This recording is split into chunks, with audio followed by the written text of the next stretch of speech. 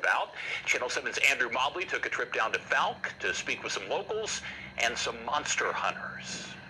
For decades, locals in the small town of Fouke have said that something inhuman stalks the deep, dark swamps in their region, the Fouke monster.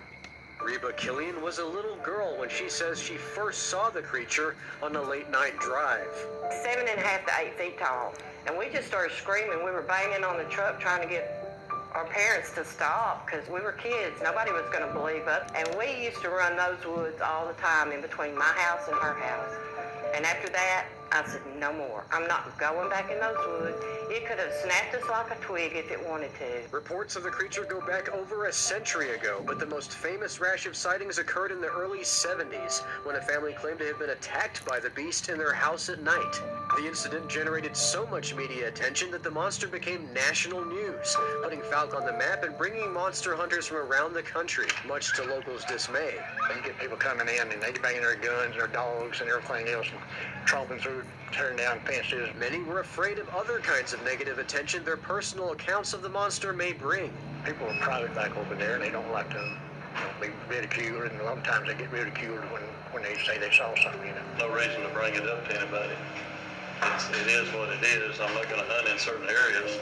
There's several areas of this countryside here that I will never go into again to hunt. It wasn't long before a movie was made about the attack and other encounters. Folk horror as much as a documentary, the wildly successful 1972 film, entitled The Legend of Boggy Creek, forever cemented the Fouke or Boggy Creek monster in the town's identity.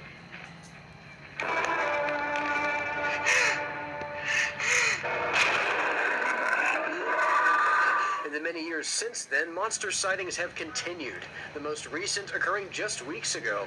First thought it was a deer, but I said, no, that's not no deer. It had too big of a body mass.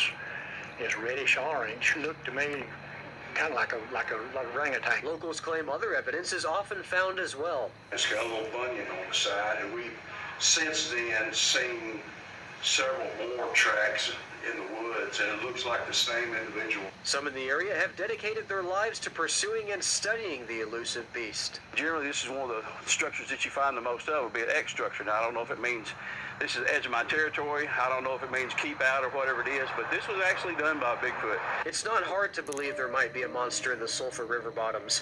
Massive swamplands extending for many tens of thousands of acres into deep, boggy forests. Folks say some areas deep in the heart of the bottoms have yet to be explored by humans. I've got a lot of good friends that lives back in the bottoms and grew up in the bottoms, and some of them are dead and gone now, and they had some sightings themselves. They had no reason whatsoever to make up a story, because they weren't trying to make anything out of it. On dark nights, deep in the bottoms, locals say you can hear the monster's lonesome howl. The following is a recording taken by Denny's brother, Ricky Roberts.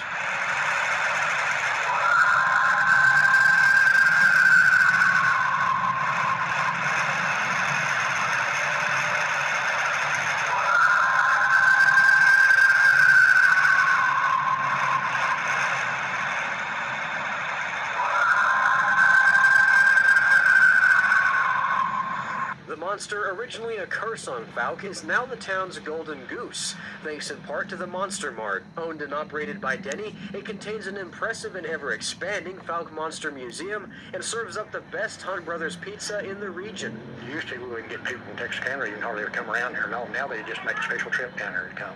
But that tells me that, this is great for our community. Locals have multiple theories about what the creature might be. I tend to believe there's something out there. I don't know what it is. I don't know where it's, there's a lot of speculation on what it could be. My family's part Native American, and I know what their belief is, that it's a supernatural being. And it can be here one minute and somewhere else another. And you only see it when it wants you to see it. Whatever they believe about the Fouke monster, locals agree that something unexplained lurks in the Sulphur River bottoms. It changes your whole belief system on everything when you have your first sighting. Things exist that we're not told exist, that the world is bigger than we ever thought. First off, I want to thank the good folks in Fouke for being so welcoming and showing me around the swamps. But let's be honest, there's probably no such thing as the Fouke monster.